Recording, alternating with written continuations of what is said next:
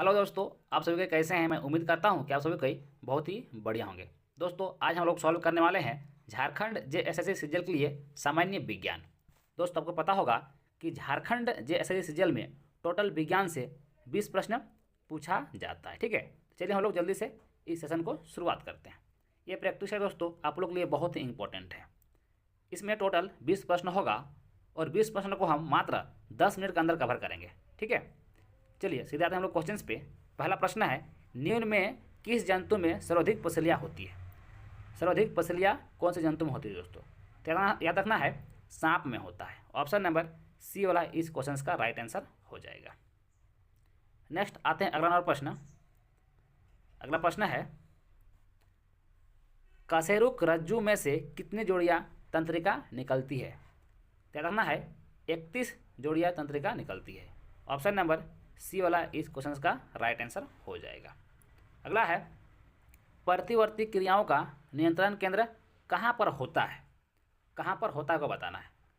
क्या करना है, कशेरुक रज्जु पर होता है। ऑप्शन नंबर ए वाला इस क्वेश्चन का राइट आंसर हो जाएगा। दोस्तों, आप लोग का एग्जाम बहुत ही नज़दीक है, इसलिए हम बहुत ही कम समय लेकर आप लोग को हम प्रैक्टिस सेट करवा रहे हैं। ठीक है, अंत समय में आपको पर डे प्रैक्टिस सेट करना बहुत ही ज़रूरी है। ठीक है, अगर आप रूम में नहीं कर पाते हैं, प्रैक्टिस सेट नहीं लगा पाते हैं, तो कम से कम आप मेरे साथ जुड़िए। ठीक है, एग्जाम तक इस चैनल में आप लोग हम कम से कम 20 से 25 सेट आप लोग हम प्रैक्टिस सेट करवा देंगे।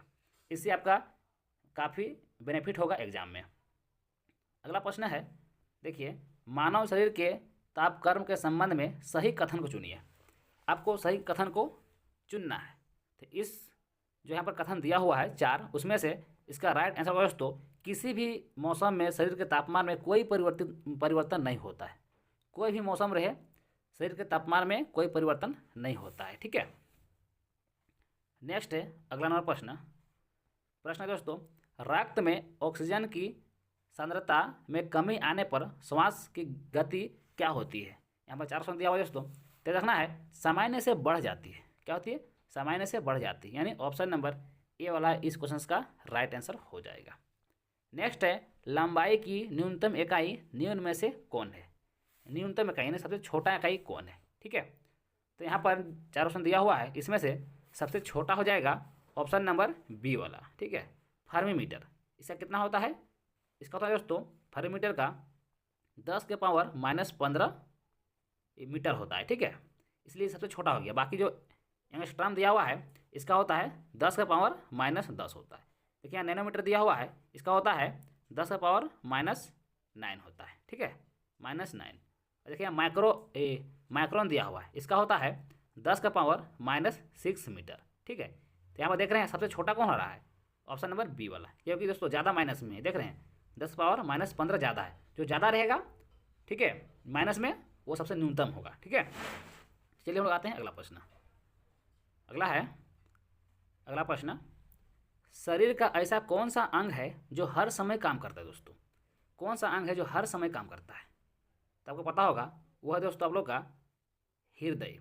हृदय दोस्तों हमेशा काम करता है। ठीक है, हर समय ये काम करते रहता है। दोस्तों, जो हृदय होता है, ये दोनों फेफड़ों के बीचों बीच होता है। कहाँ पर होता है, दोनों फेफड़ों के बीचों बीच होता है।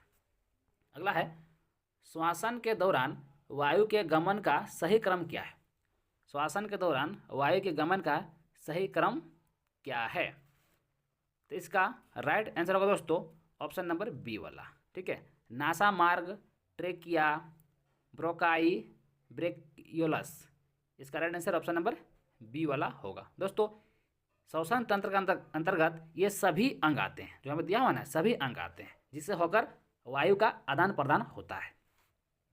नेक्स्ट अगला प्रश्न। अगला है, देखिए, निर्वात में गमन करने वाले तरंग है। आपको बताना है निर्वात में गमन करने वाले तरंग कौन सा है। तो वह दोस्तों आपका अनुदैर्घ्य तरंग है। अनुदैर्घ्य तरंग ऑप्शन नंबर जो है पहला वाला इस क्वेश्चन का राइट आंसर हो जाएगा। ठीक है, एक और होता है अनुप्रस। अनुप्रस तरंग है ना, अनुप्रास तरंग। अगर ऑप्शन में ये दिखेगा तो ये भी मार सकते हैं। ठीक है, लेकिन दोनों में कोई एक ही दिया रहेगा। ठीक है, तो आपको याद रखना है। अगला प्रश्न है, निम्न में से कौन सा भौतिक परिवर्तन है। भौतिक परिवर्तन कौन सा है दोस्तों? तो देखना है यहाँ पर जो ऑप्शन दिया हुआ है उसमें से बर्फ का पिघलना एक भौतिक परिवर्तन है। ठीक है, अगर आप बर्फ को पिघालते हैं तो क्या हो जाता है, वो पानी बन जाता है, फिर पानी को फिर से फ्रिज में रख देते हैं तो फिर वो बर्फ़ बन जाता है, इसलिए भौतिक परिवर्तन हो गया, इसमें कोई चेंजिंग नहीं होता है। ठीक है, जैसे कि और भी है पानी का जमना, वो भी आपका अगर ऑप्शन रहेगा कहीं पर तो भी भौतिक परिवर्तन ही हो जाएगा। ठीक है, अगला नंबर प्रश्न है,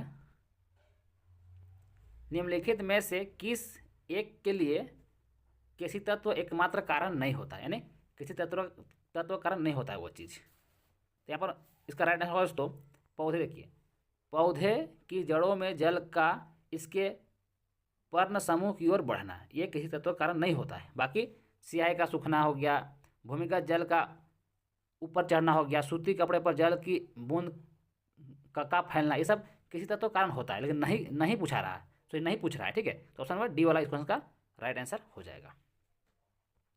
नेक्स्ट अगला प्रश्न है, प्रश्न दोस्तों, निम्न में से कौन सा तत्व नहीं है?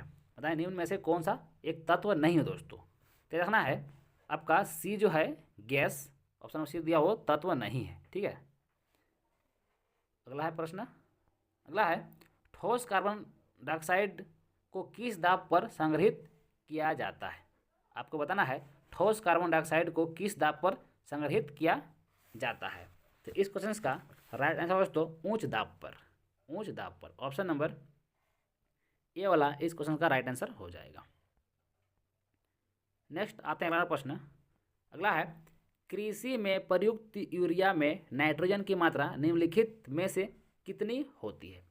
नाइट्रोजन की मात्रा को बताना है कितना होता है। ठीक है, तो एग्जैक्ट का देखा जाए तो होता है दोस्तों आपका 47, है ना, 47% होता है, लेकिन 47 कहीं नहीं दिया हुआ ऑप्शन में, तो उसका आसपास वाला को मारना है। ठीक है, तो उसके सामने देखिए ऑप्शन नंबर सी वाला 46% दिया हुआ है। ठीक है, इसका करीब कौन है, 46 है, तो इसका right answer option number C वाला हो जाएगा। नेक्स्ट अगला प्रश्न, दोस्तों, निम्नलिखित में से कौन सा एक वायु प्रदूषण का जैव सूचक नहीं है? वायु प्रदूषण का जैव सूचक नहीं है, तो दोस्तों आपका lichen, lichen, option number C वाला इस क्वेश्चन का राइट आंसर हो जाएगा। दोस्तों, लाइकेन कवक एवं शैवालों के मिलने से बनता है। नेक्स्ट अगला प्रश्न, दोस्तों, वाष्पीकरण के कारण शीतलता कैसी होती है? तो दोस्तों, वाष्पीकरण के कारण शीतलता जो होता है दोस्तों, वो होता है आपका द्रव के कण, एक सेकंड, हाँ, द्रव के कण द्वारा ऊर्जा अवशोषित करने के कारण, ऑप्शन नंबर बी वाला इस क्वेश्चन का राइट आंसर हो जाएगा। अगला है, निकट दृष्टि दोष में किस लेंस का उपयोग किया जाता है? निकट दृष्टि दोष यहाँ पर पूछ रहा है, तो यह दोस्तों अवतल लेंस, निकट वाला में क्या होता है, अवतल लेंस होता है। ठीक है, अगर दूर दृष्टि पूछेगा तो उसमें क्या होता है, उत्तल होता है ना, उत्तल। यहाँ पर अगर निकट की जगह दूरी दिया रहता तो ये होता उत्तल लेंस हो जाता है। ठीक है, उत्तल लेंस, कौन सा लेंस, उत्तल लेंस। नेक्स्ट आता है अगला प्रश्न है, देखिए, मैग्नीशियम क्लोराइड का रासायनिक सूत्र निम्न में से क्या होता है? तो इसका राइट आंसर होगा दोस्तों MgCl2, आप सभी पता होगा MgCl2, ऑप्शन नंबर MgCl2 होता है ना, नीचे में दिया हुआ है MgCl2, option number C right answer हो जाएगा। अगला है, सौर विकिरण निम्नलिखित में से किस परास में दिखता है? यानी किस परास में वो दिखता है? तो देखना है 400 से लेकर 480 नैनोमीटर, ऑप्शन नंबर बी वाला इस क्वेश्चन का राइट आंसर हो जाएगा। नेक्स्ट है, देखिए, तड़ित चालक का आविष्कारक किसने किया था? तड़ित चालक का आविष्कारक किसने किया था? तो बेंजामिन फ्रैंकलिन ने किया था, बेंजामिन फ्रैंकलिन ने किया था, ऑप्शन नंबर इस क्वेश्चन का डी वाला राइट आंसर हो जाएगा। ठीक है, तो दोस्तों मैं उम्मीद करूंगा कि ये सेशन आप लोग को बहुत ही अच्छा लगा होगा। अगर मेरे द्वारा पढ़ाया गया वीडियो अगर आप लोग को अच्छा लग रहा है तो वीडियो को लाइक जरूर कीजिएगा, और पहला बार मेरे चैनल में आए होंगे चैनल जरूर सब्सक्राइब भी कर लीजिएगा। ठीक है दोस्तों, चलिए हम लोग मिलते हैं नेक्स्ट वीडियो में, तब तक लिए थैंक यू, जय हिंद।